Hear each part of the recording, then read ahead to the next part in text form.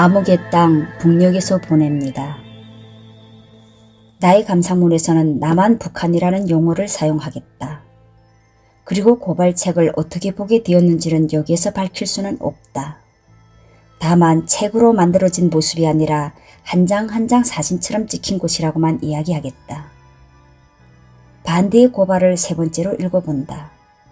읽어볼수록 그 의미가 깊은 소설이라는 게 안겨온다. 북한의 독자들인 경우 우리가 당하는 실상 그대로 담은 작품, 목숨을 내건 탈북으로 출판된 한거의 소설로 인식될 것이다.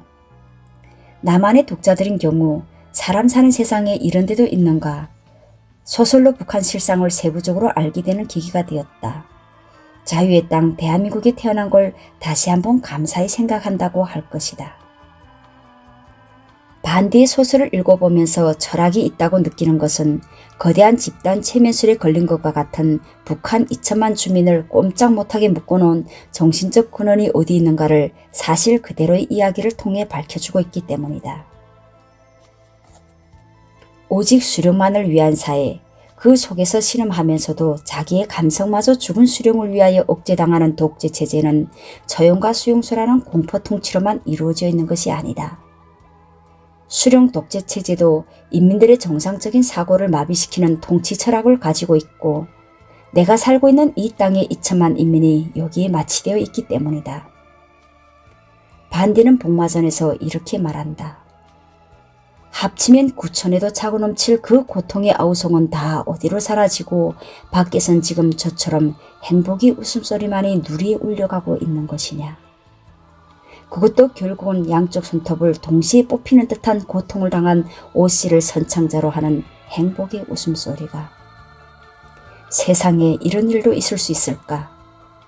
그 어떤 잔악한 마술의 힘이 아니고서야 어떻게 무사람들의 고통의 울부짖음을 행복의 웃음으로 둔갑시킬 수가 있단 말인가. 김일성 정치에 대한 새로운 인식을 심어주는 철학이다. 내가 살고 있는 이 나라는 김일성이 만들어 놓은 것이다. 지척만리의 주인공과 함께 분노로 주먹을 틀어쥐었던 유행충 제도도 김일성이 고안하여 만든 것이다.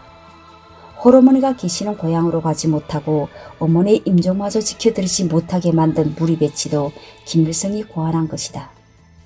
무자비한 처형과 지옥의 수용소도 김일성이 착상하여 실천한 것이고 1948년 9월 이씨 왕조와 같은 세습 군주제를 다시는 되풀이하지 않겠노라 인민들에게 약속하고 권력의 자리에 올라 그 약속을 저버리고 권력 세습의 기틀을 마련해 놓고 죽은 것도 김일성이다. 김일성이 없었다면 김정일도 없었을 것이고 300만의 대아사도 없었을 것이다. 김일성이 없었다면 오늘의 3대 세습도 없었을 것이다. 따지고 보면 내가 사는 이 땅의 암흑은 장본인이 김일성이다. 하지만 지금도 북한 주민의 90%는 이런 생각을 못 가지고 있다. 반디는 소박하고 꾸밈새 없는 단편 이야기로 여기에 대한 철학적 해명을 하였다. 반디는 유령의 도시에서 이렇게 썼다. 저 마르크스가 내놓은 모든 이론 중에서 가장 위대한 이론이 뭔지 아오? 그건 자본론도 과학적 공산주의 건설 이론도 아닌 바로 프롤레타리아 독재 이론이오. 프롤레타리아 독재 이론. 그것이 어떤 것인지를 알기에 이 도시 사람들은 누구나 다 토용 삼구를 따르며 살고 있는 거요. 한마디의 말이지만 한 생에 걸쳐 깨달은 반대 인식관이 집약되어 있다. 공산주의 이론은 모든 사람들이 착취와 압박이 없는 사회에서 살게 해주겠다는 약속으로 사람들의 정신을 후려잡고 있다. 프롤레타리아 독재, 그것은 계급투쟁을 말한다. 계급투쟁에는 원수의 구분을 국가나 민족 단위로 정하지 않는다. 재산과 지식의 유무나 사상이나 이념의 차이가 원수를 구분하는 기준점이다.